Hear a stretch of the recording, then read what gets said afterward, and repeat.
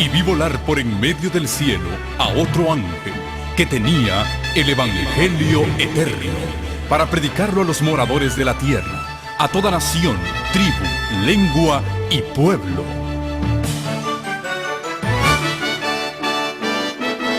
Con ustedes su programa cristiano con temas bíblicos de actualidad.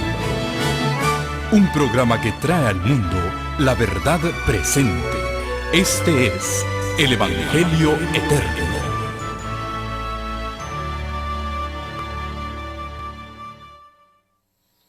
Al completar esta semana de estudio de la palabra de Dios y de la doctrina popular que la mayoría del mundo hispano ha sido enseñada, esa doctrina católica, queremos hoy tocar un tema que es muy delicado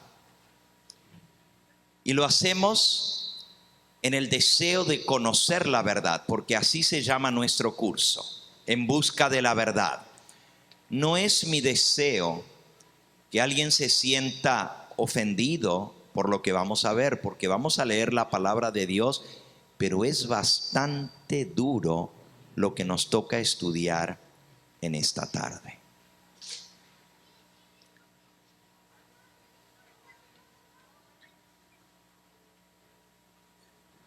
¿Es la iglesia católica, apostólica y romana realmente la iglesia que el Señor fundó, que Él estableció?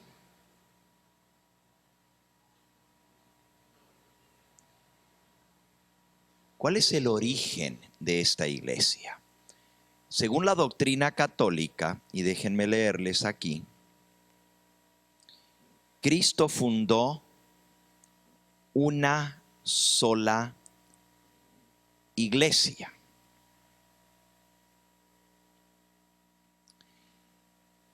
Y dice que esta única iglesia que Él fundó, esto es, Congregación para la Doctrina de la Fe, Cuarto Concilio Laterano, Canon 1, en el año 1215.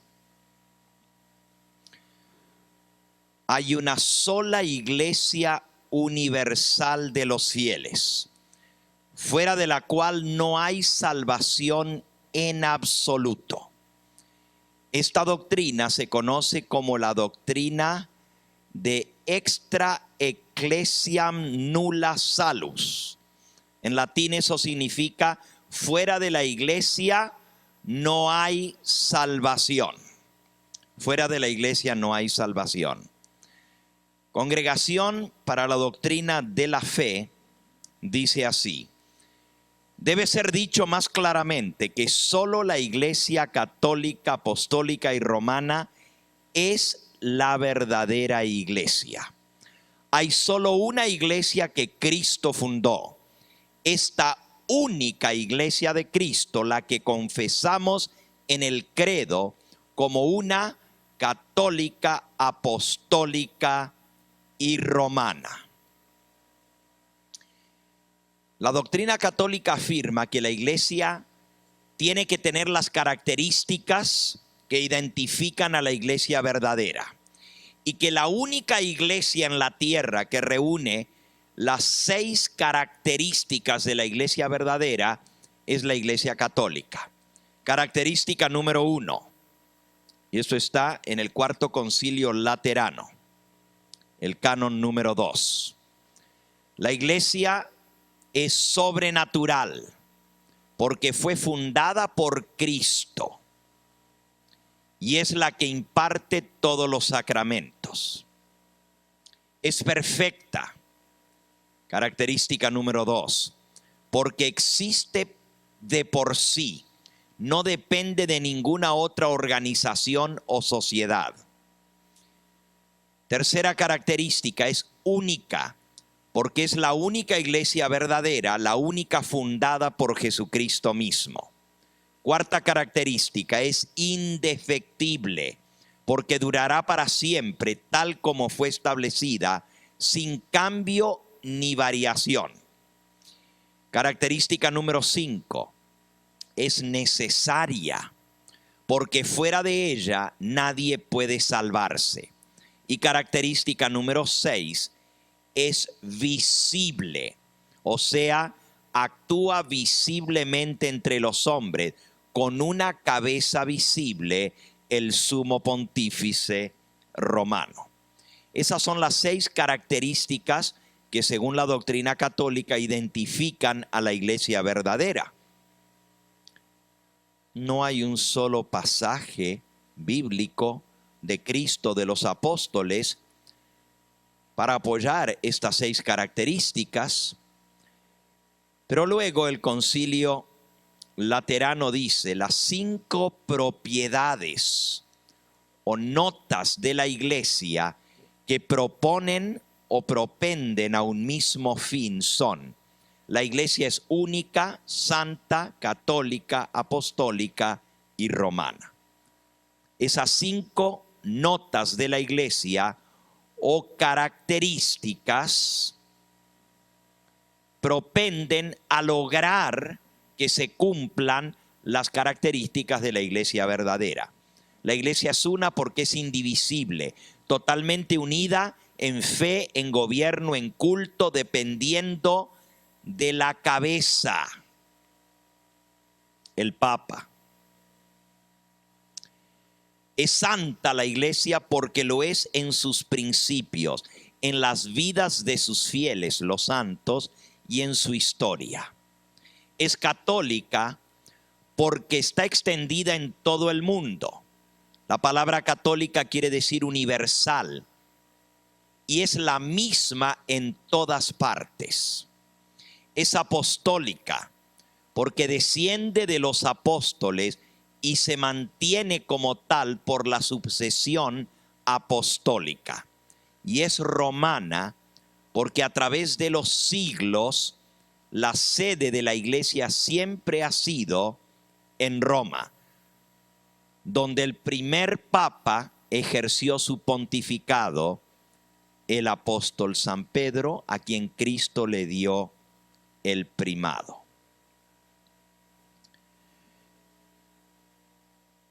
He aquí el resumen de lo que dice el catecismo, por lo cual la iglesia católica es la verdadera. Número 1, porque tiene a Pedro como fundamento sobre el cual Cristo levantó su iglesia. Número 2, porque solo a Pedro le fueron entregadas las llaves del reino de los cielos. Número 3, porque se le otorgó la facultad de perdonar los pecados o no perdonarlos. Número 4, porque Pedro fundó la iglesia en Roma y constituyó a esta ciudad imperial el centro del gobierno eclesiástico y espiritual del cristianismo, o sea, del catolicismo. Número 5, porque toda la autoridad le fue dada a Pedro y pasó a través de una sucesión ininterrumpida de papas hasta la actualidad. Número 6, porque el pontífice romano es la cabeza visible de la iglesia y solo soberano de toda la iglesia. Todos deben sujetarse a él y a sus decretos y decisiones. No puede ser impugnado.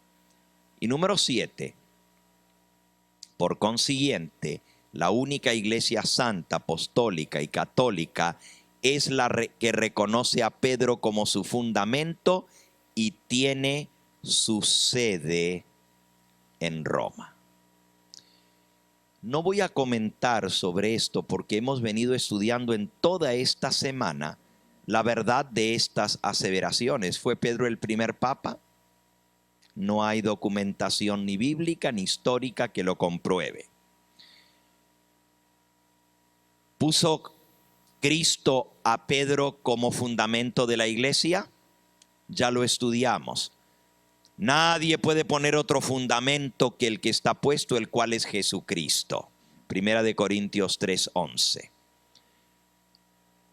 Le otorgó Cristo a Pedro la facultad de perdonar los pecados? La Biblia dice en Lucas 24 que en el nombre de Cristo se perdonan los pecados. Y ni el mismo Pedro perdonó pecado, sino que le dijo a Simón el mago: pídele a Dios para que te perdone tus pecados. Ahora, tampoco hay prueba de que Pedro fundó la iglesia en Roma. Sí, la ciudad de Roma llegó a ser centro del gobierno eclesiástico más adelante. Pero si tuviéramos tiempo en esta noche, estudiaríamos cómo la iglesia se fundó no en Roma, sino en Jerusalén. Allí la fundó Cristo. El segundo centro, cuando fueron perseguidos de Jerusalén y tuvieron que huir de Judea, se puso la sede de la iglesia donde estaba la mayoría de los apóstoles en Antioquía. En Antioquía. Y luego, un centro muy importante de la iglesia cristiana, donde había mucha influencia del cristianismo, fue en Alejandría, en Egipto. Y claro, con el tiempo Roma llegó a ser un lugar importante porque era la capital del imperio. Pero hoy vamos a ver de dónde realmente surgió el catolicismo romano. La Iglesia Católica dice que es la iglesia que Cristo fundó, que es apostólica porque tiene la sucesión apostólica.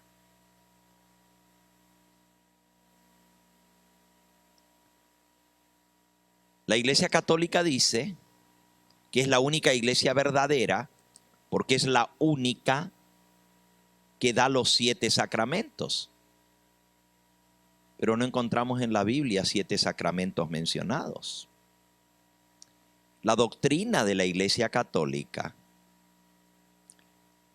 no está de acuerdo con la doctrina que Cristo y los apóstoles enseñaron.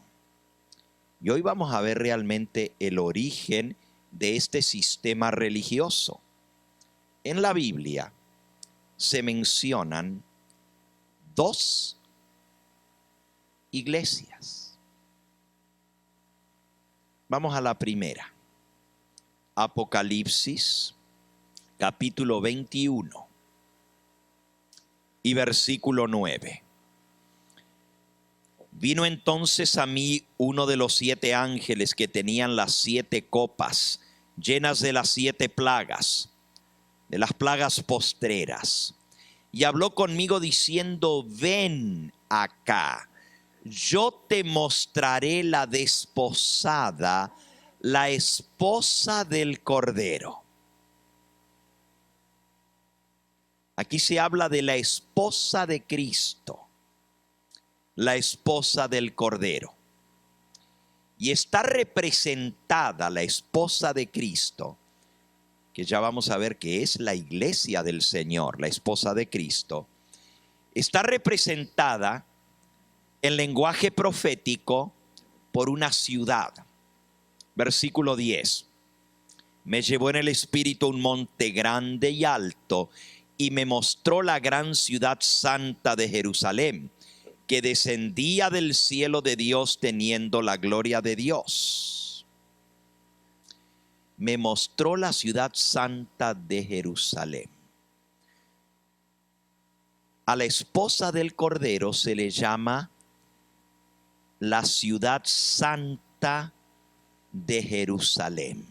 El apóstol Pablo, escribiendo a los hebreos en el capítulo 12, les dice en el versículo 22: os habéis acercado al monte de Sión, a la ciudad del Dios vivo, Jerusalén, la celestial, a la compañía de muchos millares de ángeles, a la congregación de los primogénitos que están inscritos en los cielos, a Dios el juez de todos, a los espíritus de los justos hechos perfectos, a Jesús el mediador del nuevo pacto y a la sangre rociada que habla mejor que la de Abel. ¿A quién nos hemos acercado? Al Dios vivo, a la congregación de aquellos cuyos nombres están escritos en los cielos, a la nueva Jerusalén, la iglesia del Dios vivo. Se le llama la esposa de Cristo a la nueva Jerusalén, como ya leímos. Y si vamos al libro de Efesios, en el capítulo 5, dice en el versículo 23, el marido es cabeza de la mujer, así como Cristo es cabeza de la iglesia, la cual es su cuerpo y él es su salvador. Así que como la iglesia está sujeta a Cristo, también las casadas lo estén a sus maridos en todo. Maridos, amad a vuestras mujeres, como Cristo amó a su iglesia y se entregó a sí mismo por ella, para santificarla, habiéndola purificado en el lavamiento del agua por la palabra, a fin de presentársela a sí mismo una iglesia gloriosa, que no tuviese mancha, ni arruga, ni cosa semejante, sino que fuese santa y sin mancha. Así también los maridos deben amar a sus mujeres como a sus mismos cuerpos. El que ama a su esposa, a sí mismo se ama, porque nadie aborreció jamás su propia carne, sino que la sustenta y la cuida, como también Cristo a la iglesia, porque somos miembros de su cuerpo, de su carne, de sus huesos. Por esto dejará el hombre a su padre y a su madre, y se unirá a su mujer, y los dos serán una sola carne. Grande es este misterio, mas yo digo esto respecto de Cristo y de la iglesia. La iglesia está unida a su marido y los dos son una sola carne, entre Cristo y su iglesia. Esa es la iglesia de Cristo, la esposa del Cordero, representada por la nueva Jerusalén, la celestial. La mujer representa a la iglesia. La ciudad de Jerusalén representa a la iglesia. ¿Y por qué la nueva Jerusalén? Porque allá en la nueva Jerusalén están escritos los nombres de todos los que han de ser salvos en los libros que están en el cielo. Por eso la nueva Jerusalén representa a la iglesia. Hasta allí todo bien. Pero resulta que la Biblia no nos habla de una sola mujer.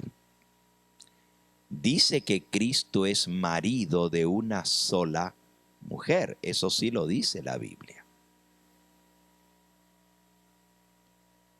Pero el libro de Apocalipsis nos presenta otra mujer. Vamos a leer de esa otra mujer. Apocalipsis capítulo 17. Recuerden que en el 21 donde leímos, vino uno de los 7 ángeles que tenían las 7 copas y habló conmigo diciendo, ven acá, te mostraré la desposada, la esposa del Cordero. Eso era Apocalipsis 21:9. Ahora vean la misma terminología en Apocalipsis 17:1. Vino entonces uno de los 7 ángeles que tenían las 7 copas y habló conmigo diciéndome, ven acá y te mostraré, ya no la esposa del Cordero, sino la sentencia contra la gran ramera, la que está sentada sobre muchas aguas, con la cual han fornicado los reyes de la tierra y los moradores de la tierra se han embriagado con el vino de su fornicación. Y me llevó en el espíritu al desierto y vi a una mujer. Aquí hay otra mujer. Pero esta mujer está sentada sobre una bestia escarlata, colorada, llena de nombres de blasfemia, que tenía la bestia 7 cabezas y 10 cuernos. Y la mujer estaba vestida de púrpura y escarlata. Estaba adornada de oro, de piedras preciosas y de perlas.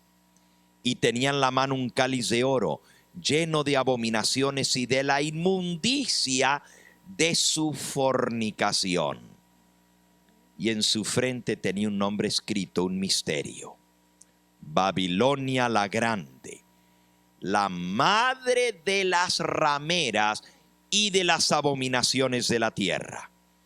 Y vi a la mujer ebria, borracha, de la sangre de los santos y de la sangre de los mártires de Jesús.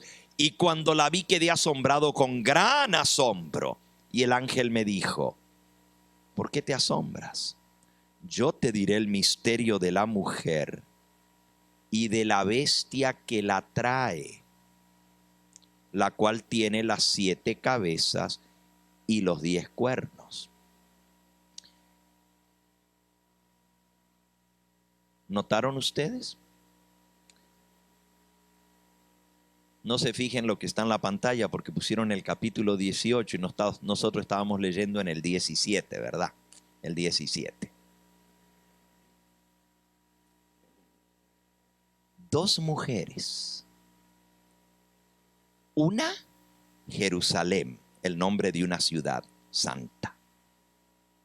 También dice que la esposa de Cristo es pura, santa, sin mancha ni mácula, porque Cristo la purificó con su sangre para presentársela a sí mismo una iglesia pura y santa. Por eso se le llama la Nueva Jerusalén, la ciudad santa.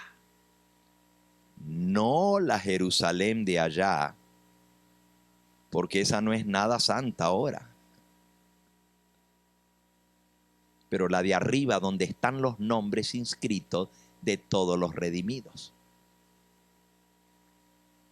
La otra mujer también lleva el nombre de una ciudad. Se llama Babilonia la Grande, pero dice que es la madre de las rameras. ¿Sí entienden la palabra ramera? Es español antiguo para la profesión más antigua, para la prostitución. Dice que con esa mujer han fornicado, se han prostituido los reyes de la tierra, versículo 2. Los gobernantes de las naciones se han ido a la cama con esta mujer. Recuerden que estamos hablando de una iglesia. Así como la mujer pura es la esposa de Cristo, la mujer impura, la mujer prostituta, fornicaria, es la iglesia falsa. Y con ella se han prostituido los reyes de la tierra. O sea, es una iglesia que tiene relaciones ilícitas con la política. Está metida con los asuntos políticos del mundo. Cristo dijo: mi reino no es de este mundo. Si fuera de este mundo, pues los míos pelearían por el poder. Pero os digo que mi reino no es de este mundo. Él no vino a establecer un reino temporal, un reino político en esta tierra. Es un reino espiritual. Por eso se le llama a la iglesia la ciudad del Dios vivo, la Jerusalén celestial, no la terrenal. La otra tiene un reino terrenal, tiene una sede terrenal y tiene relaciones con los poderes políticos del mundo. No solamente eso, dice que todos los moradores de la tierra han bebido del vino de su inmundicia, de su fornicación. Ahora, ¿qué dice la Biblia que es fornicación? Yo voy a tener que ir rápido en esta noche. No voy a poder leer todos los versículos, pero la Biblia dice: te has prostituido, has fornicado con la piedra y con el leño, refiriéndose al culto a los ídolos y a las imágenes. Deslealtad, fornicación, impureza sexual se refiere cuando una mujer le da la vuelta a su marido y anda con otro. El mandamiento de la ley de Dios, el primer mandamiento dice: yo soy Jehová tu Dios. No tendrás otros dioses delante de mí. Dios reclama exclusividad como un marido. El marido dice: vas a ser mía, pero no del otro también. Mía sola. El segundo mandamiento de la ley de Dios dice: no te harás imágenes, ni ninguna semejanza de lo que está arriba en el cielo, ni abajo en la tierra. No te postrarás delante de las imágenes, ni les rendirás culto, porque yo soy Jehová tu Dios, un Dios fuerte y celoso. ¿Cómo es Dios? Y usted dice: ay, pero ¿cómo Dios va a ser celoso? ¿Tú verías mal que un marido llegue a su casa y encuentre a su mujer en la cama con otro y no se ponga celoso? Pues obviamente.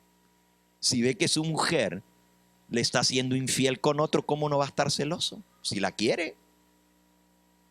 Dios dice: yo soy un Dios fuerte y celoso. No te harás imágenes, ni de lo que hay arriba en el cielo, ni abajo en la tierra. No te postrarás delante de las imágenes, ni les rendirás culto. Esta mujer se ha prostituido con imágenes, con culto a pedazos de piedra, pedazos de madera, pedazos de yeso. La Biblia dice que esto es insensatez e idolatría. En el Salmo 115, Salmo 115 dice,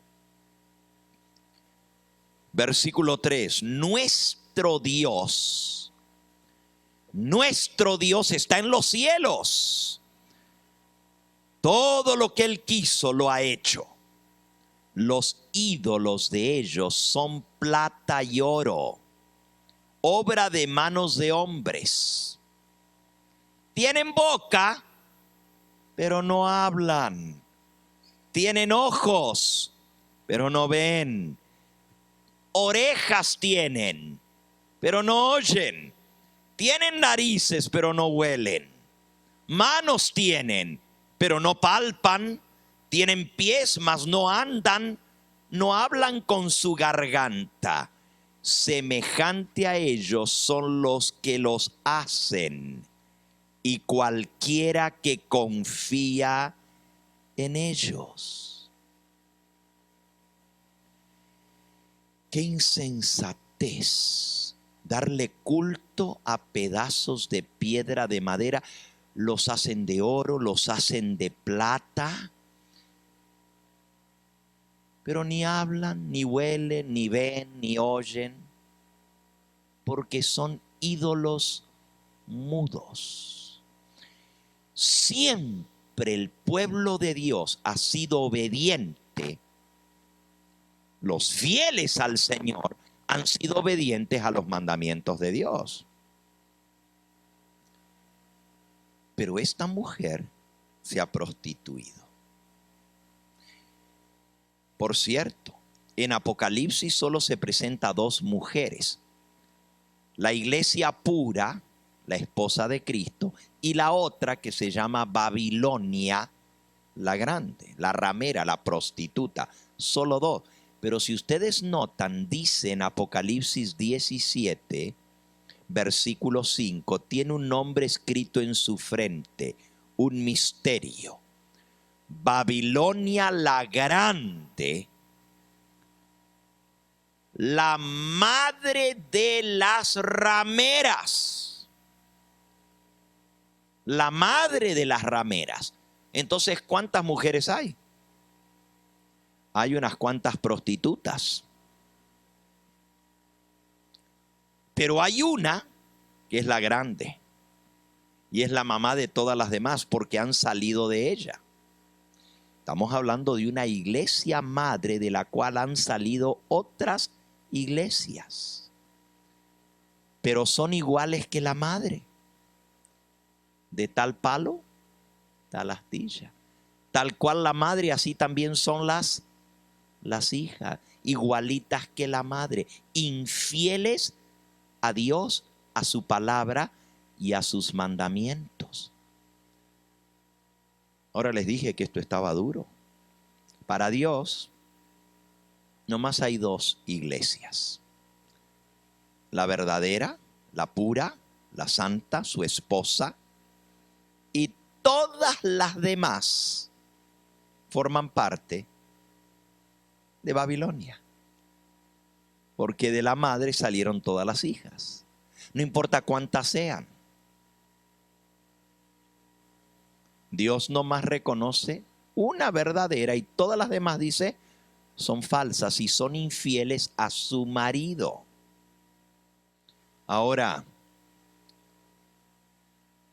veamos lo que la misma palabra de Dios profetizó.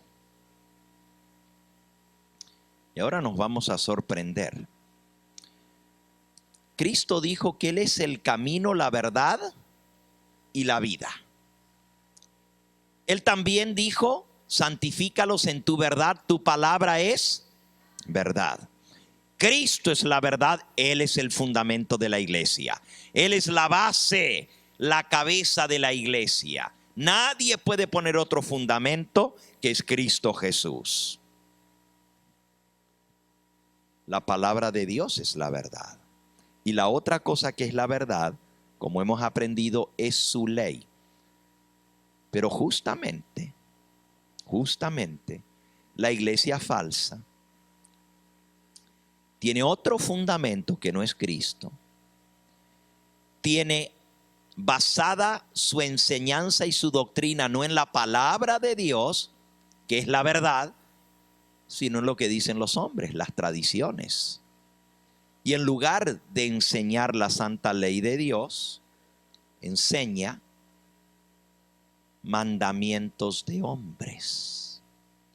Hay 2 sistemas religiosos: el sistema de la verdad y el sistema del error, el sistema divino y el sistema humano.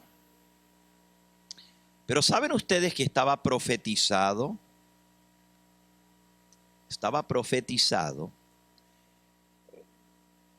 que se iban a apartar de la verdad? Vamos a leerlo. El apóstol Pablo le escribe a Timoteo y le dice en 2 de Timoteo, capítulo 4 y versículo 4. Vamos a comenzar desde el 1. 2 de Timoteo, capítulo 4, versículo 1. Te encarezco delante de Dios y del Señor Jesucristo, le dice Pablo a Timoteo, que va a juzgar a los vivos y a los muertos en su manifestación y en su reino, que prediques la palabra. ¿Qué es lo que hay que predicar? La palabra de Dios. que instes a tiempo y fuera de tiempo, redarguye, reprende, exhorta con toda paciencia y doctrina, porque vendrá tiempo cuando no sufrirán la sana doctrina, sino que teniendo comezón de oír, se amontonarán maestros conforme a sus propias concupiscencias y apartarán de la verdad el oído y se volverán a las fábulas. ¿Escucharon? Pedro se lo dijo a Timoteo. Vendrá el tiempo cuando no sufrirán la sana doctrina. Se apartarán de la verdad y van a seguir ¿qué? Fábulas, cuentos, puros cuentos. ¿Y dónde está la verdad? Tu palabra es la verdad. Pero él le dice, tú, Timoteo, predica la palabra, te lo encarezco encarecidamente delante de Dios, que va a juzgar a los vivos y a los muertos, el Señor Jesucristo, que prediques la palabra. No te pongas a enseñar cosas que son cuentos o fábulas, predica la palabra de Dios. Fíjense, porque vendrá el tiempo cuando se apartarán de la verdad. ¿Se cumplió la profecía del apóstol Pablo? ¿Será que vinieron gente que se apartaron de la verdad? Miren, nuestra lectura bíblica estaba en el libro de Judas. Judas está justo antes de Apocalipsis. Y miren la preocupación que tenía el apóstol Judas. Y este no es Judas el traidor. Ese se ahorcó. Este es Judas, el apóstol, siervo de Jesucristo y hermano de Jacobo. Versículo 1 del capítulo 1. Bueno, solo un capítulo tiene Judas, ¿verdad? Es una carta cortita. Pero miren que él escribe con mucha preocupación. Dice, Judas, siervo de Jesucristo y hermano de Jacobo, a los llamados, santificados en Dios Padre y guardados en Jesucristo, misericordia y paz y amor os sean multiplicados. Y ahora viene el propósito de su carta. Amados, por la gran solicitud que tenía de escribiros acerca de nuestra común salvación, me ha sido necesario escribiros exhortándoos a que contendáis ardientemente por la fe que ha sido dada una vez a los santos. ¿Qué quiere decir contender? ¿Qué es una contienda? Una pelea. Una contienda es una pelea. Hermanos, les exhorto a que peleen ardientemente para defender la fe que una vez fue dada a los santos. ¿Y por qué tienen que contender ardientemente por la fe? Porque, versículo 4, algunos hombres han entrado encubiertamente, solapadamente, los que desde antes habían sido destinados para esta condenación. Hombres impíos que convierten en libertinaje la gracia de nuestro Dios y niegan a Dios el único soberano y a nuestro Señor Jesucristo. Ahora díganme, ¿dónde estaban estos hombres impíos? ¿Estaban afuera o estaban adentro? Algunos hombres han entrado encubiertamente, se han infiltrado, solapadamente se han metido en la iglesia. Y estos hombres impíos, que ya estaban destinados para esta condenación. ¿Por qué? Porque ya la Biblia decía que iban a venir falsos maestros, que iban a apartar el oído de la verdad y van a enseñar fábulas. Alguien tenía que cumplir esa profecía, pero esto, ya Judas escribe, hermanos, esto ya pasó, esto ya está sucediendo en la iglesia.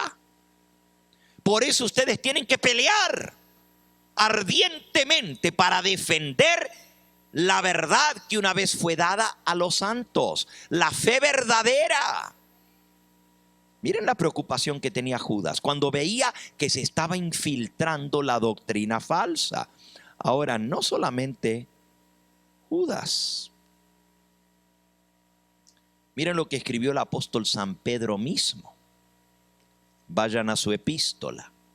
Esto es Segunda de Pedro, capítulo 2.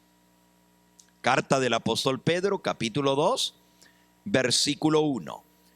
Hubo también falsos profetas entre el pueblo, como habrá entre vosotros falsos maestros, que introducirán encubiertamente, lo mismo que dice Judas. Judas dice solapadamente, encubiertamente se van a meter y van a engañar a la gente.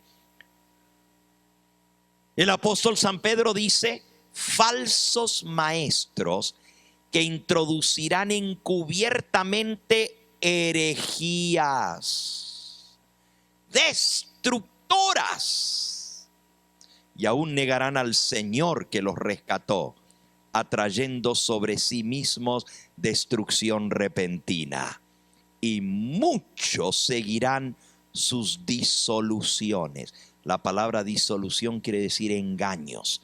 Mucha gente van a seguir sus engaños, por causa de los cuales el camino de la verdad será blasfemado. Y por avaricia harán mercadería de vosotros con palabras fingidas.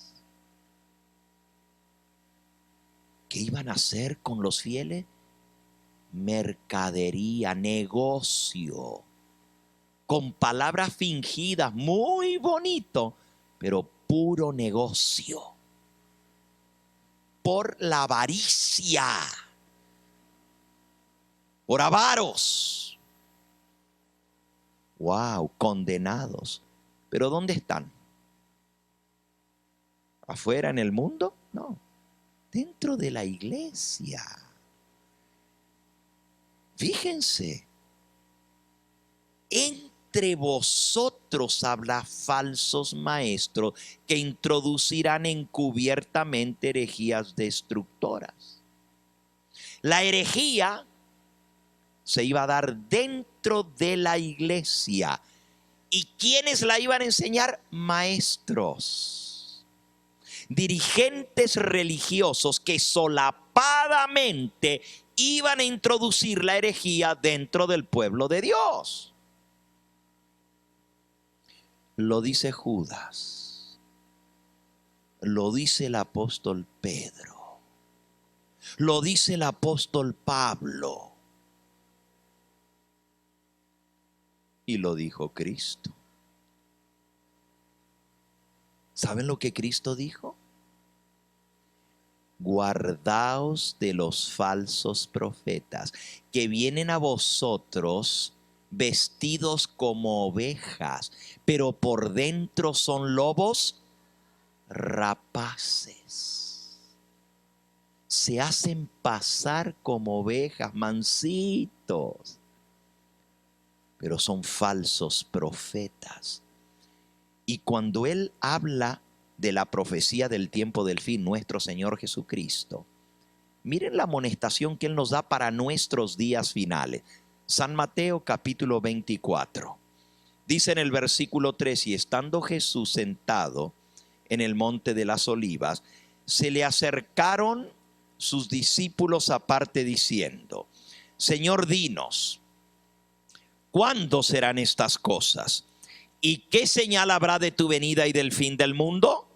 Versículo 4. Respondiendo Jesús les dijo, mirad que nadie os engañe, Porque vendrán muchos en mi nombre diciendo yo soy el Cristo, y a muchos engañarán. Lo primerito que Jesús dijo cuando le dijeron, ¿qué señal habrá de tu venida y del fin del mundo? ¿Quieren saber la señal? Cuídense.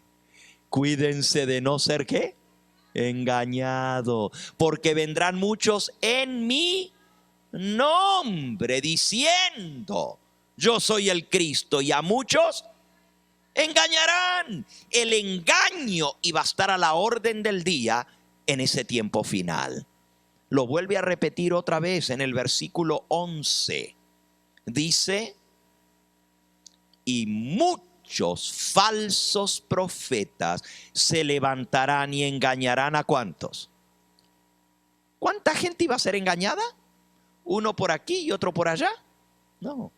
Muchos iban a ser engañados. La gente dice, ah, no, pero tiene que ser la correcta porque tiene mucha gente. Es la más grande. ¿Están seguros? Muchos iban a ser ¿qué? Engañados. Miren la amonestación que dejó el Señor Jesús, San Mateo capítulo 7.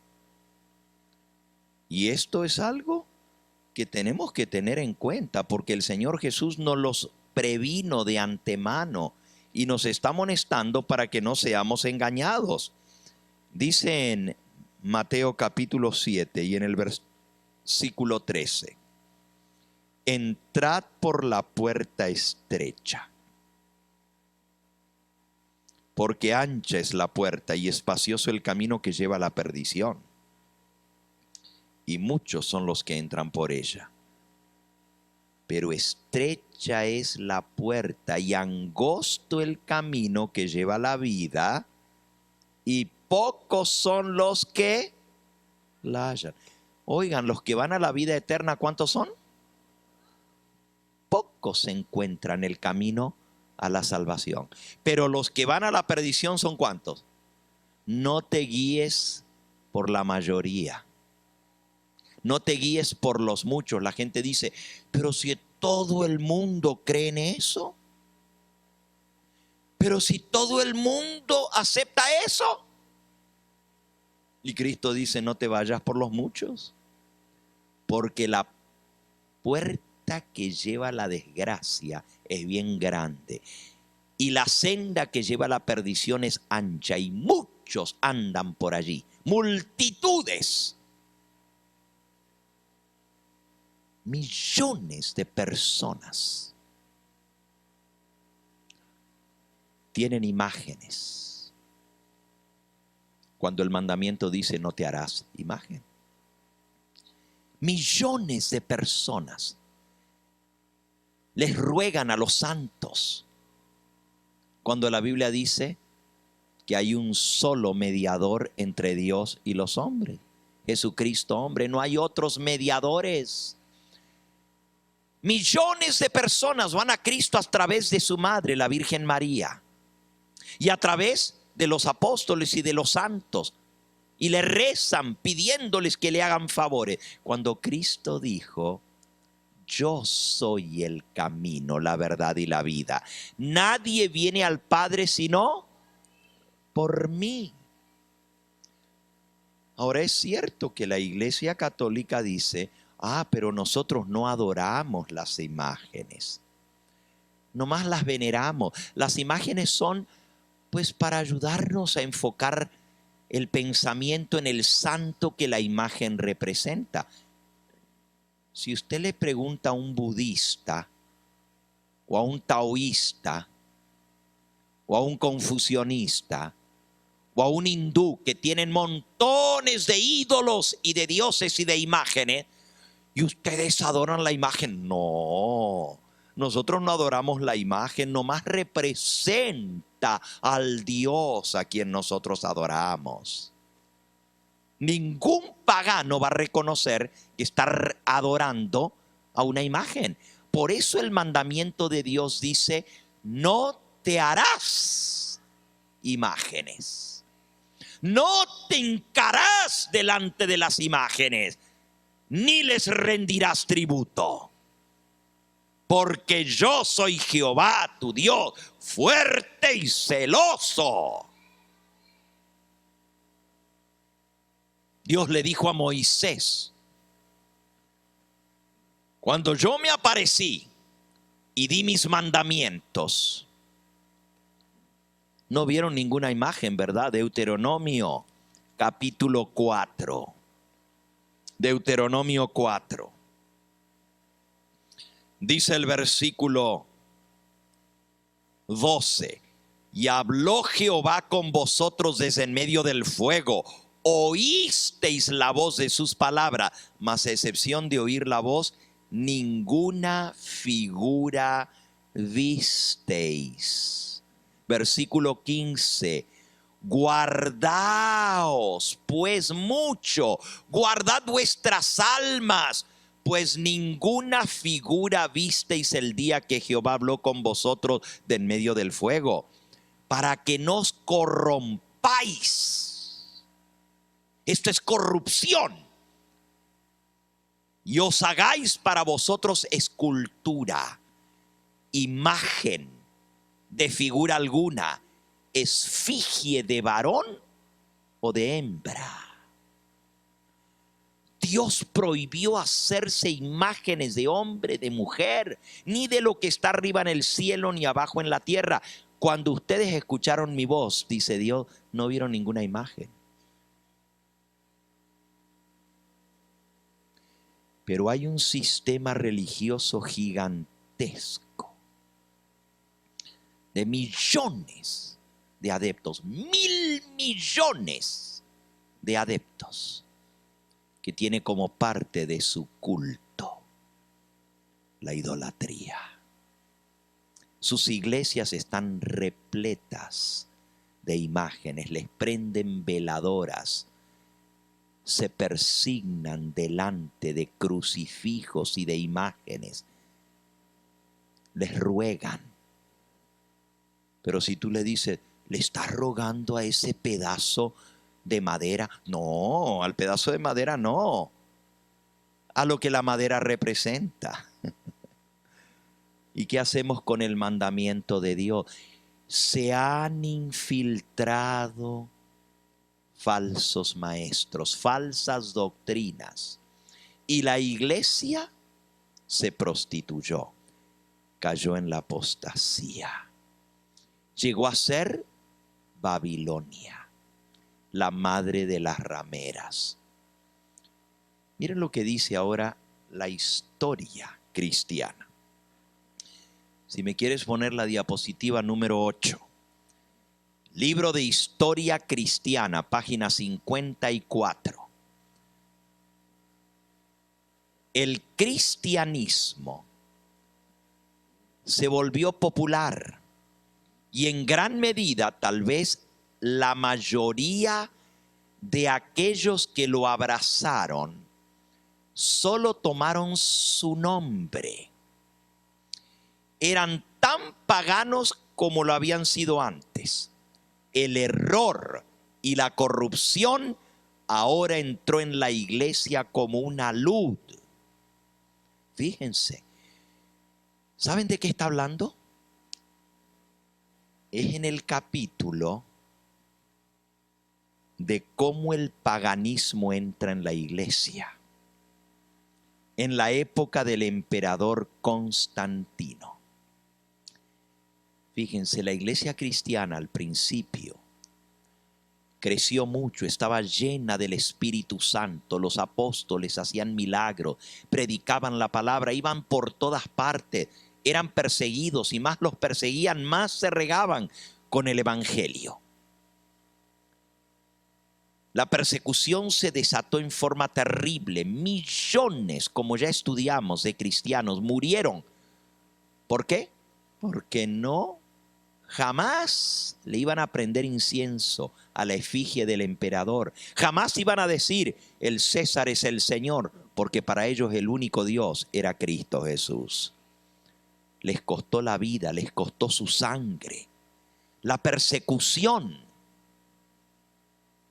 mantenía pura la iglesia. ¿Por qué? Porque cuando venía la persecución, el que estaba nomás sosó, tibiecito, se rajaba. Y los que quedaban eran ¿quiénes? Los fieles, los puros. A veces decimos, ay, qué terrible la persecución.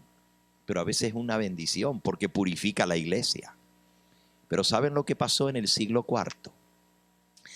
¿Se acuerdan que ya les conté de la terrible persecución de Diocleciano? Muchos emperadores, desde Nerón en adelante, comenzaron a perseguir a los cristianos. Diocleciano, Decio, Nerón y muchos otros emperadores. Pero de pronto vino un emperador que tenía su madre cristiana. Su madre se llamaba Helena. Hoy en día la Iglesia Católica le llama Santa Helena. El nombre del emperador, Constantino el Grande. Constantino el Grande. Constantino era pagano, pero su madre había escuchado la verdad del cristianismo y se había hecho cristiana, no Constantino. Pero cuando vio que el cristianismo se había regado en todo su imperio, que por donde quiera que iba había cristianos, dijo, bueno, tengo que unificar al imperio. Tengo que unir al imperio porque está todo dividido. Y el plan de Constantino fue unir el cristianismo con el paganismo del Imperio Romano y hacer de los dos una sola religión. Según la historia, Constantino tuvo una visión. Eso dice la historia de Constantino, que yendo sobre su caballo, vio una visión, vio en el cielo el sol que brillaba en todo su esplendor. El sol es el dios principal entre los romanos, el dios Mitra, y Constantino era adorador del sol, era mitraísta. Y de pronto dice que él vio una nube que cubría el sol y lo eclipsaba. El sol estaba detrás de la nube, pero la nube lo cubría.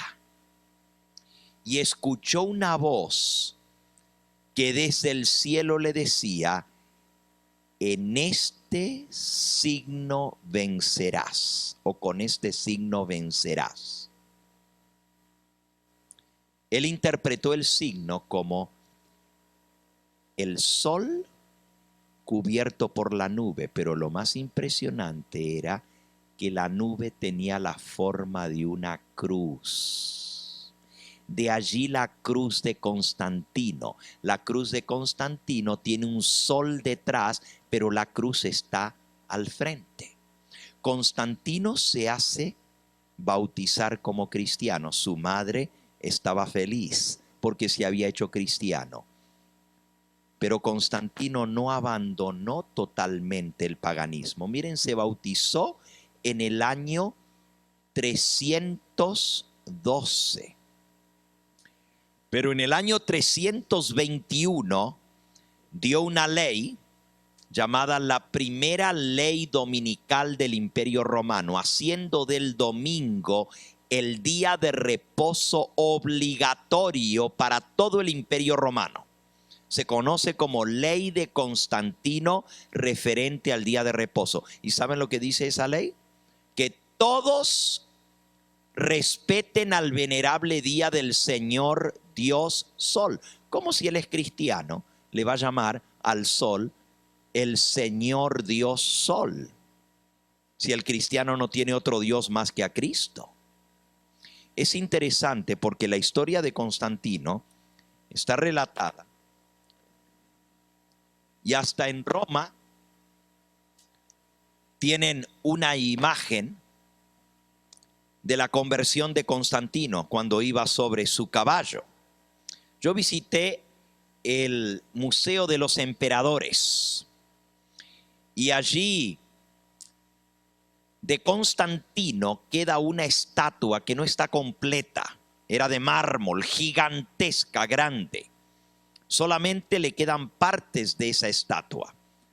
Lo pueden ver en la diapositiva número 10. Constantino el Grande.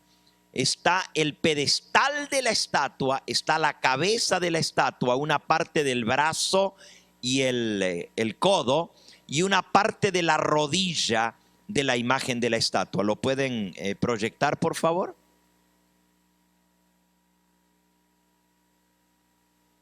En la parte de abajo de la esfinge, en el pedestal, dice lo que yo escribí al costado. Constantino el Grande, Pontifex Maximus, sumo pontífice romano. Déjenme decirles algo. Y ahora viene la gran sorpresa. ¿Saben ustedes que el título de pontífice romano, que hoy en día se le aplica al obispo de Roma, durante la época del Imperio Romano, se le aplicaba a los emperadores?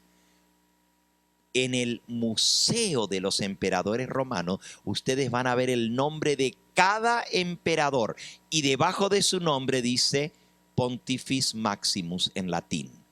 Sumo Pontífice Romano. Era el título imperial del emperador. ¿Y cómo ese título llegó a usarse por el obispo de Roma? Si era un título político, ¿cómo pasó a ser un título ahora religioso, el sumo pontífice romano? Compruébenlo, está escrito en la historia. ¿Quién fue el primer obispo de Roma a quien se le adjudicó el título de pontífice romano?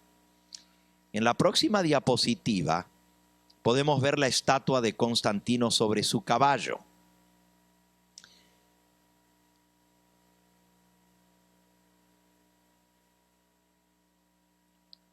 La visión de Constantino se le llama, la visión de Constantino. Mirando hacia el cielo y viendo eso y escuchando la voz, en esta señal o en este símbolo vencerás. Por todo el Imperio Romano existe esta estatua. La próxima que pueden ver, esa está en Constantinopla, o sea, en Istambul. Allá saqué esa foto. La conversión de Constantino en el año 312. Cuando el emperador Constantino se convierte al cristianismo, millones de paganos, como era Constantino, ahora también profesan la fe cristiana. ¿Por qué? Porque la religión pagana enseña que hay muchos dioses. Los paganos tienen politeísmo, cantidad de dioses. Y el emperador Constantino aceptó a Cristo como Dios. Pero eso de que se convirtió al cristianismo, entre comillas, uno verdaderamente convertido al cristianismo solo va a tener un Dios. Pero Constantino agregó a Cristo, porque antes los cristianos eran perseguidos. Pero ahora Cristo es un Dios aceptado en el cristianismo. Él lo aceptó. Él se hace bautizar como cristiano y de ahí en adelante el Imperio Romano comienza a cristianizarse. Antes eran perseguidos, ahora el emperador es cristiano. ¿Quién lo va a perseguir si él es emperador? Los cristianos que tenían que esconderse para tener sus cultos, ahora pueden salir. Ya no tienen que estar escondidos. Y como el emperador es cristiano, los templos templos de los dioses paganos se transforman en templos de dioses cristianos. Por ejemplo, en la próxima diapositiva pueden ver el Panteón Romano. ¿Qué es el Panteón Romano? La palabra panteón viene del griego pan, que quiere decir todo, y teón, quiere decir Dios o dioses. Todos los dioses. Este era el templo dedicado a todos los dioses romanos. ¿Quiénes eran los dioses de los romanos? Eran seres humanos muy valerosos. Algunos habían sido soldados, otros habían sido generales del ejército o hombres de política muy importantes que al morir llegaron a ser dioses. Por ejemplo, el dios Marte, el dios de la guerra, había sido un soldado muy valeroso que al morir llegó a ser el dios Marte. ¿Quién era Júpiter? Ustedes pueden leer la mitología romana, eso era parte de la religión romana. La religión romana enseñaba que cuando una persona moría, llegaba a otro plano superior, a ser como Dios. La primera mentira del diablo: no moriréis, sino que seréis como Dios. Por eso adoraban a los dioses en el panteón. Y usted dice, pero panteón, eso me suena a mí a cementerio. Sí, no te equivocas. El panteón era el lugar donde se enterraban a las personas muy importantes del Imperio Romano. Y en ese templo, que se llama el Panteón Romano, están los nichos de los grandes del Imperio Romano que llegaron a ser los dioses. Y la gente iba a rendirle culto a los muertos que ahora habían ascendido al cielo y eran dioses. Los romanos tenían cientos de dioses, pero todos habían sido seres humanos. ¿Qué hace Constantino? Dice, pues claro, es muy fácil. Todas las estatuas de esos dioses romanos, ahora les vamos a poner los nombres de los santos cristianos. Esta estatua va a ser de San Pablo, y esta otra de San Juan, y esta otra de San Pedro. ¿Por qué? Porque los cristianos habían sido ya engañados por maestros que habían infiltrado doctrinas falsas, enseñando la inmortalidad del alma, que cuando los seres humanos mueren, no mueren, sino que su alma asciende al cielo. Esa es la doctrina católica. La doctrina que enseña que cuando alguien se muere, si fue bueno, si fue muy santo y valeroso, al rato lo canonizan. ¿Y qué significa canonizar? Ya está en el cielo. Y si está en el cielo, pues ¿por qué no le vas a rezar? ¿Por qué no le vas a pedir favores? Está más cerquita de Dios. Invócalo, dile: San Agustín, consígueme un novio.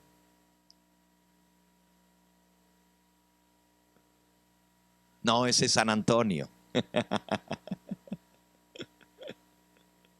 Pedile a San Antonio que te mande un novio. Déjenme decirles, la apostasía en la iglesia, las falsas doctrinas prepararon el camino para el fusionamiento entre el paganismo y el cristianismo. Cuando Cristo y los apóstoles iban a enseñar a tener imágenes dentro de los templos, cuando el mandamiento de Dios lo prohíbe, cuando iban a enseñar a rezarles a los muertos, cuando la palabra de Dios dice que el consultar a los muertos es abominación para con Jehová, y que cualquiera que hable con los muertos debe ser muerto, apedreado. Eso está en la palabra de Dios. A eso la Biblia le llama espiritismo, consultar a los muertos. Y saben, es muy duro lo que tengo que decir, pero cuando un católico le reza a un muerto, está hablando con alguien que está muerto. Y la Biblia dice que los muertos nada saben. ¿Cómo le vas a pedir a un muerto? Pero la doctrina romana pagana decía que los muertos ascendían al cielo y allá estaban con Dios. Llegaban a ser semidioses. Había un dios principal entre los romanos, que era el dios Júpiter. Todos los demás le estaban sujetos. Pero ¿quiénes eran los dioses? Hombres que habían subido al cielo. Por eso iban a los panteones a adorarlos. El panteón era el cementerio donde se enterraban a las personas que habían llegado a ser dioses. En otras palabras, que habían sido canonizados. Eso de canonizar, la palabra canon quiere decir ley. Hacer ley que son ya como dioses en el cielo. No dioses, porque hay un Dios verdadero. Hay un Dios. Pero son como dioses porque están cerquita de Dios. Tú les puedes rezar y te hacen el favor de decirle a Dios que te haga el favor a ti. Esa es la doctrina cristiana. Los paganos tenían cientos de dioses. Tenían dioses para cada profesión. Les llamaban los dioses patronos. Hoy en día les llaman los santos patronos. Patronos de una ciudad, patronos de una profesión.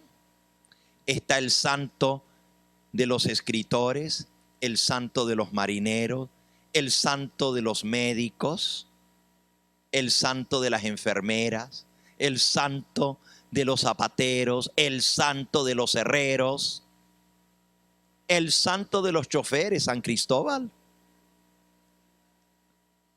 Cada profesión tiene su santo patrono. Cada ciudad tiene su santo patrono, el patrón de la ciudad tal y tal. Ese es paganismo romano.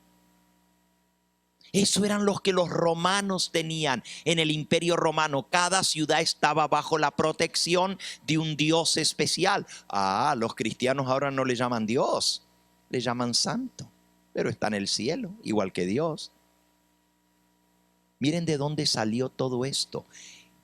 El catolicismo romano es una fusión, una unión entre el paganismo romano y el cristianismo cuando cayó en la apostasía. Y ya sabíamos que eso iba a suceder porque aún los apóstoles lo profetizaron. ¿Quieren ver otro texto impresionante? Vayan a Segunda de Tesalonicenses, capítulo 2. Segunda de Tesalonicenses, capítulo 2. Esta es una profecía del apóstol San Pablo. Dice así, versículo 1 en adelante. Pero con respecto a la venida de nuestro Señor Jesucristo y nuestra reunión con Él, os rogamos, hermanos, que no os dejéis mover fácilmente de vuestro modo de pensar, ni os conturbéis ni por espíritu, ni por palabra, ni por carta como si fuera nuestra, en el sentido de que el día del Señor está cerca. Nadie os engañe en ninguna manera. Lo mismo que dijo Cristo, mirad que no los engañen. Porque no vendrá Cristo, está hablando de la venida de Cristo, dice, nadie os engañe en ninguna manera, porque no vendrá sin que antes venga la apostasía. ¿Qué tenía que venir en la iglesia? Y díganme, ¿qué es la apostasía? ¿Qué es la apostasía? ¿Qué es apostatar? Apartarse de la verdad, apartarse, renegar de la fe. Apostatar. ¿Quién es un apóstata? Solamente se puede ser apóstata si primero usted estuvo en la verdad y la rechaza, la niega, se hace a un lado y se va con doctrinas falsas. Ese es un apóstata, el que reniega de la fe, el que abandona la fe verdadera para irse con una fe falsa. Y Pablo dice Cristo no va a venir sin que antes venga la apostasía y se manifieste el hombre de pecado, el hijo de perdición, el cual, versículo 5, 4, se opone, se levanta contra todo lo que se llama Dios o es objeto de culto, tanto que se sienta en el templo de Dios como Dios, haciéndose pasar por Dios. ¿No os acordáis que cuando yo estaba todavía con vosotros os decía esto? Y ahora vosotros sabéis lo que lo detiene, a fin de que a su debido tiempo se manifieste. Porque ya está en acción el misterio de iniquidad. Solo que hay quien al presente lo detiene hasta que él a su vez sea quitado de en medio. ¿Qué era lo que detenía que el hombre de pecado se sentara en el trono y se hiciera adorar como si fuera Dios? Que había otro sentado en el trono, que era el emperador romano. Mientras el imperio romano estuviera en pie, no podía surgir el hombre de pecado, el hijo de perdición. Pero cuando fuera quitado el imperio romano, que cayó, entonces se manifestó el hombre de pecado, el hijo de perdición, que se sienta en el templo de Dios, que es su iglesia, y se hace adorar como si fuera Dios. Mientras hubiera uno que se llamaba sumo pontífice romano, que era el emperador romano, no podía haber otro que asumiera ese título. Pero una vez que el imperio romano cayó, el obispo de Roma asume el título de sumo pontífice romano. Ustedes saben lo que es eso, ¿verdad? Nos están diciendo que se nos ha acabado el tiempo. La gente dice, pero es que al pastor Gambetta le pusieron pilas Ever Ready. Y nosotros no aguantamos de estar el día entero aquí en la iglesia y el pastor le da y le da y le da y no termina. Tienen razón, tienen razón. Estamos viendo algo tremendo, el surgimiento de la gran apostasía. Miren lo que sigue diciendo. Ya está en acción el misterio de iniquidad. Solo que hay quien al presente lo detiene hasta que él a su vez sea quitado de en medio. Y entonces se manifestará aquel inicuo, a quien el Señor matará con su espíritu de su boca y destruirá con el resplandor de su venida. ¿Hasta cuándo iba a durar este poder que se le llama el hombre de pecado, el hijo de perdición, el que se hace adorar como si fuera Dios en la iglesia del Señor? Hasta la venida de Cristo. Y cuando venga el Señor, lo va a destruir con el resplandor de su venida. Versículo 9. Inicuo, cuyo advenimiento es por obra de Satanás. Fíjense. Quien lo pone en el trono es Satanás, con gran poder y señales y prodigios mentirosos. Va a venir con gran poder y va a hacer milagros y va a hacer prodigios mentirosos. Versículo 10, con todo engaño de iniquidad para los que se pierden, por cuanto no recibieron el amor de la verdad para ser salvos. Si tú no recibes el amor de la verdad para ser salvo, vas a ser engañado por el poder de la mentira. Miren, solo estoy entrando en tema y ya tengo que terminar. ¿Sabes tú que había una tremenda profecía en el profeta Daniel que hablaba del surgimiento de un poder? No lo voy a ver ahora, pero lo vamos a ver más adelante. Un poder que la Biblia dice que iba a surgir en Roma. ¿Saben cómo le llama el profeta Daniel? El cuerno pequeño. Y ese poder que iba a surgir en Roma es el que se iba a hacer pasar como si fuera Dios. Se iba a sentar en el templo de Dios, se iba a hacer adorar como si fuera Dios. Se iba a atrever echar por tierra la verdad, a cambiar la doctrina de Cristo, a perseguir al pueblo de los santos del Altísimo, y se iba a atrever a cambiar los tiempos y la ley de Dios. Es tremendo lo que estamos viendo. Miren un versículo más del apóstol Pablo. Acabamos de leer ahora en Tesalonicense. Ahora den vuelta a la página y vayan a Timoteo. La próxima hoja en su Biblia. Y por cierto, les dije al principio de la semana que si alguno tiene su Biblia católica, que la traiga. ¿Alguien trajo su Biblia católica? ¿No? Ok. Lo que voy a leer es tan tremendo que casi no lo van a creer. Van a decir, ¿y la Biblia católica dice eso? Léanlo. Es la misma Biblia que la nuestra. Hay una sola Biblia, la palabra de Dios. Dice Primera de Timoteo 3.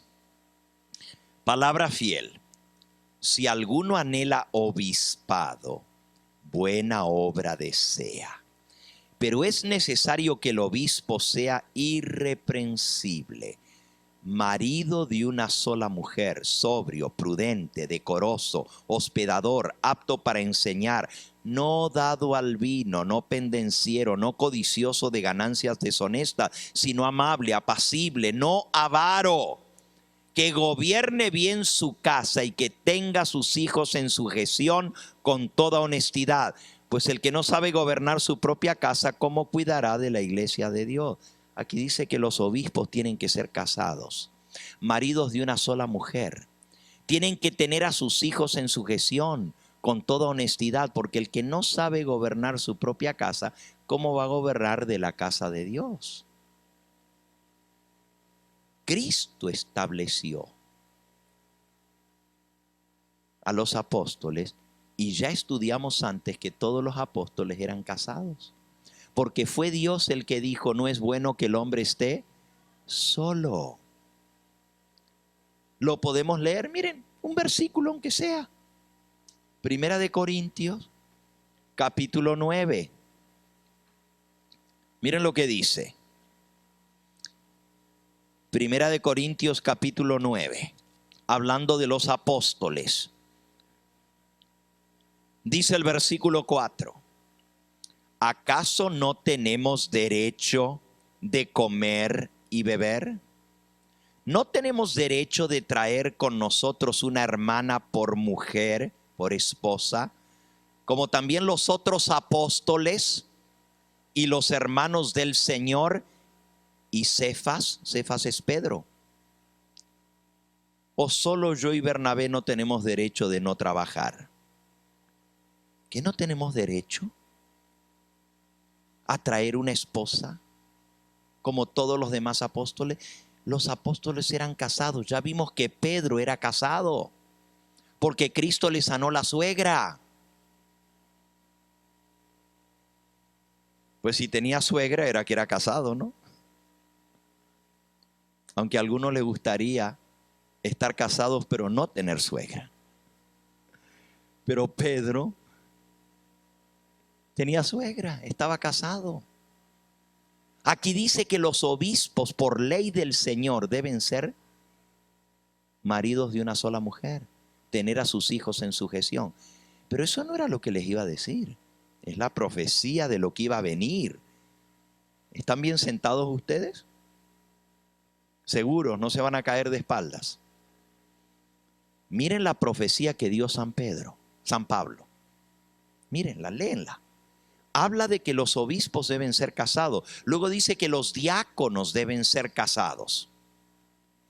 Vamos de vuelta. Primera de Timoteo capítulo 4. Los diáconos también deben ser maridos. Versículo 12. De una sola mujer, que gobiernen bien sus hijos y sus casas. También los diáconos deben ser casados. Los obispos deben ser casados. Pero ahora viene la bomba. Ahora viene la bomba. La profecía de San Pablo. Capítulo 4 y versículo 1. Pero el Espíritu dice claramente. ¿Quién es que dice esto? El Espíritu Santo. ¿Y cómo lo dice? Claramente.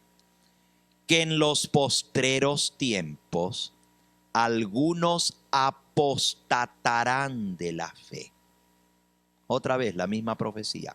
Viene la apostasía, viene el apartarse de la fe. Dice, algunos apostatarán de la fe, escuchando a espíritus engañadores y a doctrinas de demonios, por la hipocresía de mentirosos, que teniendo cauterizada la conciencia, prohibirán casarse.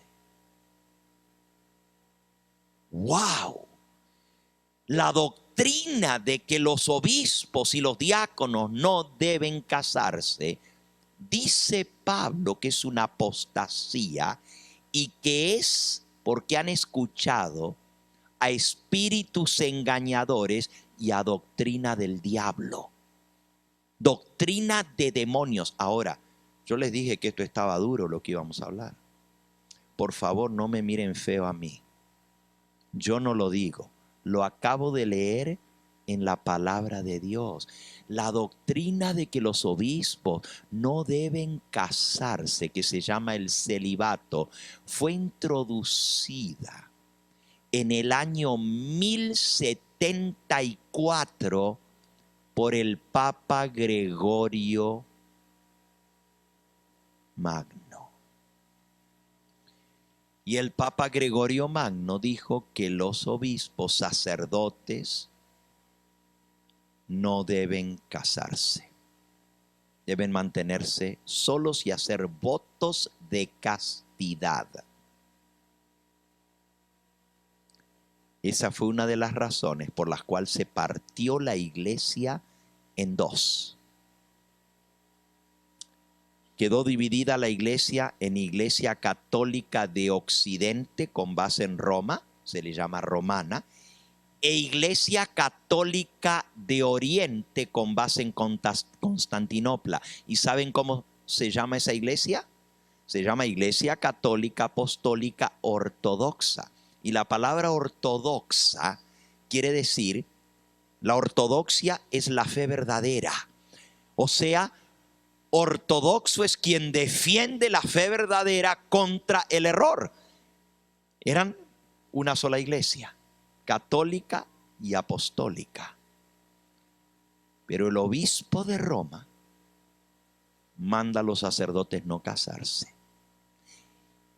Y el obispo de Constantinopla dice, está en contra de la ortodoxia, de la verdad de la Biblia.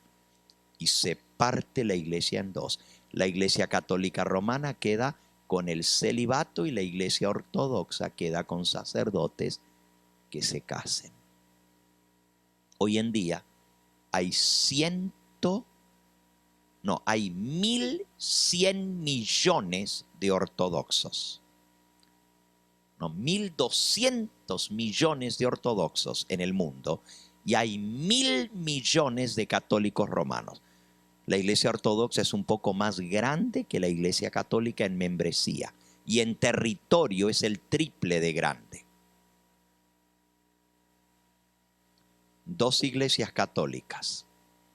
Hoy en día están de muy amigos porque el Papa Francisco está haciendo lazos ecuménicos con el patriarca de Constantinopla y lo invita a las misas y el patriarca de Constantinopla invita al Papa Francisco y se están dando la mano.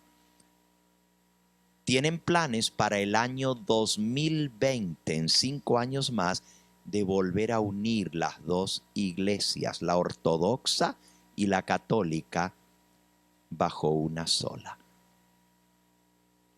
¿Cuál es la condición? De parte de los ortodoxos, que acepten a todos los sacerdotes casados. y de parte de los católicos que los ortodoxos acepten al obispo de Roma como cabeza de la iglesia. Si los dos ceden, se van a poder unir y volver a ser una sola iglesia. Lo que los dividió fue el celibato. Estaba profetizado que apostatarían de la fe. Amigos que me escuchan, con mucho amor les digo, para mis hermanos católicos, la enseñanza de que los sacerdotes, diáconos y obispos no deben casarse, y esto no lo digo yo, lo digo con amor porque está en la palabra de Dios. Esa doctrina es una doctrina del diablo, es doctrina de demonios, lo dice allí. Porque ¿quién más sino al diablo se le iba a ocurrir dejar a hombres solos sin tener mujer, cuando Dios dijo que el hombre no es bueno que esté solo? Ahora, yo reconozco que hay en la Biblia mencionado lo que se conoce como el don de continencia. Y dice el apóstol Pablo que el que tenga el don de continencia puede quedarse sin casar. Pero ¿saben también lo que él dice? Que el que no tiene don de continencia, mejor es que se case y no que se ande quemando. Y hoy en día obligan a miles y miles de seres humanos a quien Dios creó como varones a estarse solos por toda su vida sin tener una esposa,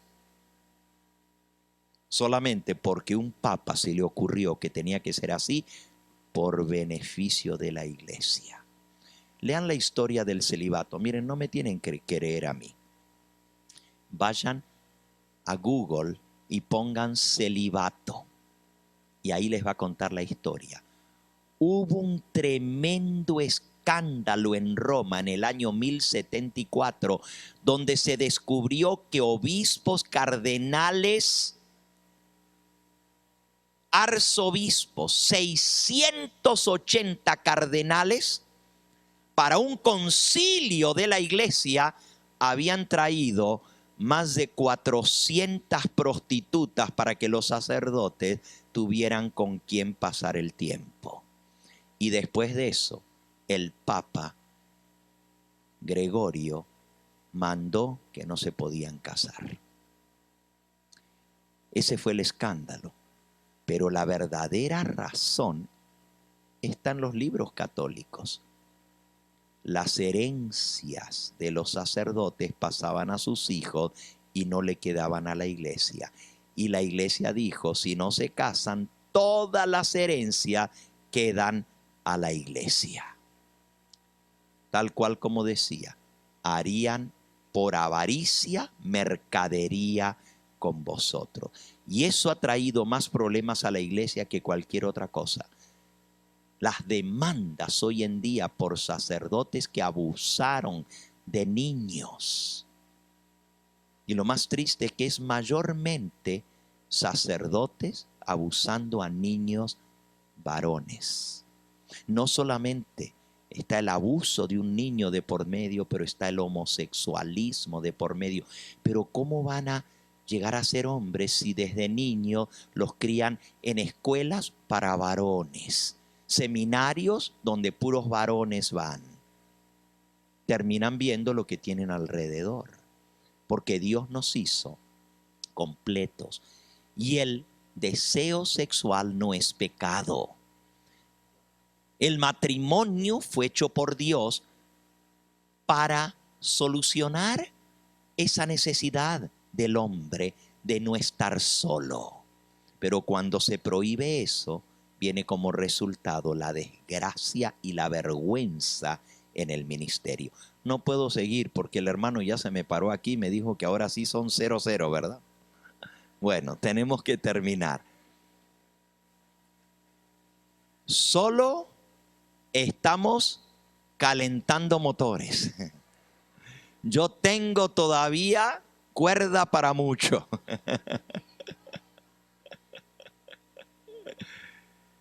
Pero tenemos que concluir.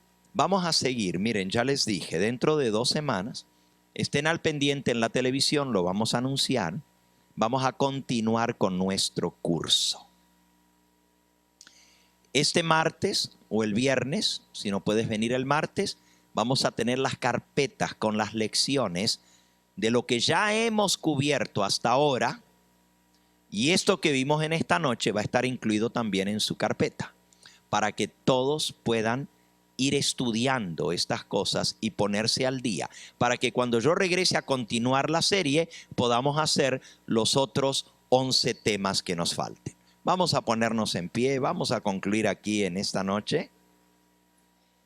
El martes los cultos regulares de la iglesia son a las 7 de la noche, 7:30 creo que es, 7 o 7:30, a las 7 de la noche. Por cierto, a pesar de que el pastor Gambetta no va a estar, se van a dar temas de esta serie, porque yo no puedo en una semana cubrir 12 temas que me faltan. Entonces vamos a ir cubriendo algunos temas que yo se los estoy dando a los encargados de estos cultos en estas 2 semanas para que vayan adelantando. Así que la campaña sigue, no se acaba. Con el pastor Gambetta sigue dentro de 2 semanas, pero aquí en la iglesia los martes y los viernes van a estar viendo estas lecciones. Así que no se las pierdan y les vamos a estar dando las carpetas también. Vamos a arrodillarnos para orar en esta noche.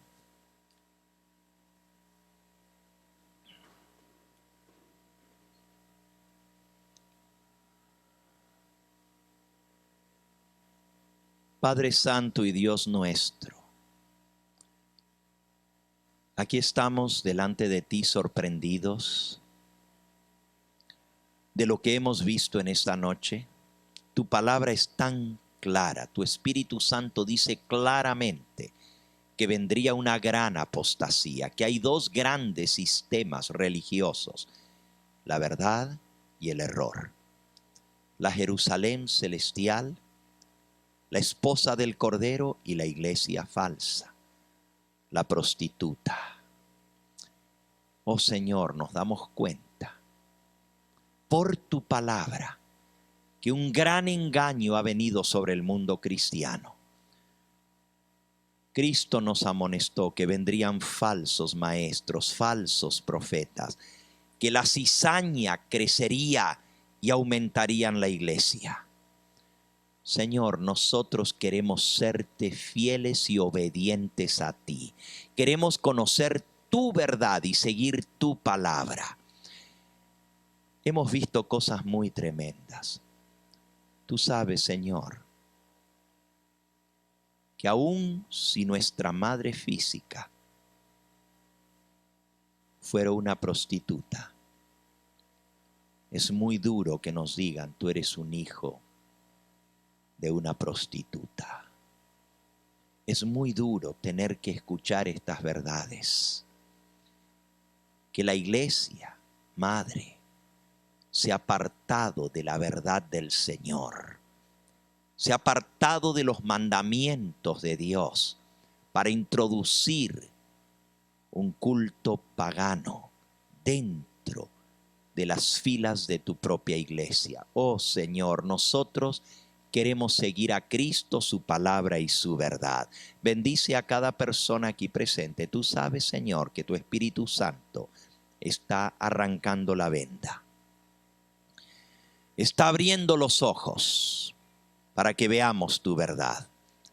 Pero Señor, cuando nos arrancan la venda y hemos tenido los ojos tapados por mucho tiempo, duele. Y lo que duele es la luz. Duele saber la verdad y saber que hemos sido engañados. Danos el valor para enfrentarnos a la luz y venir a la luz, para que así podamos ser iluminados por la luz de Cristo y no seguir en tinieblas. Despídenos con tu bendición en esta noche. A los miles que nos están viendo a través del canal de televisión, muchos de ellos estarán asombrados de escuchar lo que han escuchado en esta hora. Es muy duro, pero es tu palabra. Ayúdanos a creer en tu palabra y a guiarnos por toda palabra que sale de la boca de Dios. Despídenos con tu bendición y tráenos nuevamente para seguir estudiando tu palabra este próximo martes, el viernes y el próximo sábado, a guardar tu santo día. Gracias por escuchar nuestra oración. Lo pedimos todo en ese nombre que es sobre todo nombre, en el nombre de Jesucristo. A Él sea la gloria y la honra por los siglos de los siglos. Amén, Señor. Amén.